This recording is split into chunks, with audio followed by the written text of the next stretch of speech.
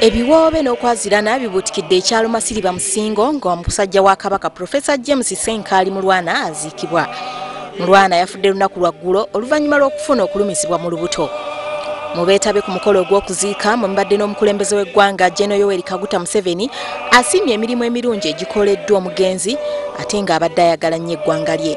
Wano Pulezidenti w'agambidde nti bannayuganda basaanye bayigire ku Mulwana nga bakolerera ensi yaabwe mu kifo ky'okukolera embuto zaabwe.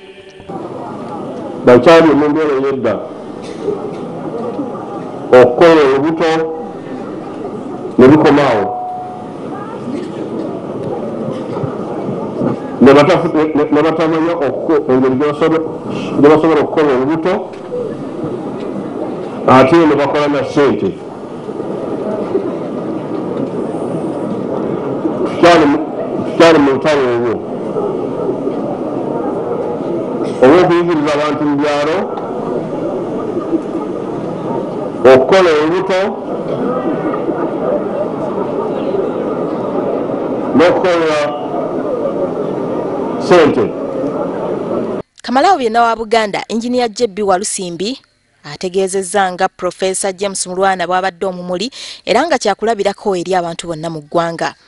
Ayambe abantu bangi ogenda obulamu okujjanjabibwa ate naye yennyini ayambe era muwulidde abadde na ssentebe erimu ku malwaliro yonna wano mu Buganda. Enkolagana n'ensi. Professor Mulwana yenyigidde mu nteekateeka nnyingi mu ggwanga wamu n'Obwakabaka ezigendereddwamu okutumbula enkulaakulanwa. Namwandu w'omugenzi Sarah Mulwana ategeezezza abakungubazi nga bw'afiiriddwa omuntu abadde asinga okubeera mukwano gwe. Mu bantu abalala abeetabye mu kuziika kuno mwe mubadde ne Nnaabagereka wa Buganda Sylvia Najinda, abakungu okuva mu gavumenti ey'Emmengo n'eya wakati. Abantu abazze n'ebimuli bakonkomadde nabyo kubanga omugenzi yalaama okumuteekako ebimuli bina byokka omuli ekivudde ewa Ssaabasajja, ekya gavumenti eya wakati, ab'ennyumba ye wamu n'emikwano gye. Nga tannaba kuziikibwa, abakungubazi basoose kulagibwa musika Geoffrey Mulwana era nga yaweereddwa obuvunaanyizibwa obw'okukulembera banne. Aziikiddwa ku ssaawa 9 ez'olweggulo wakati mu biwoobe n'okwazirana era ng'alese nnamwandu n'abaana 4 wamu n'abazzukulu abawera.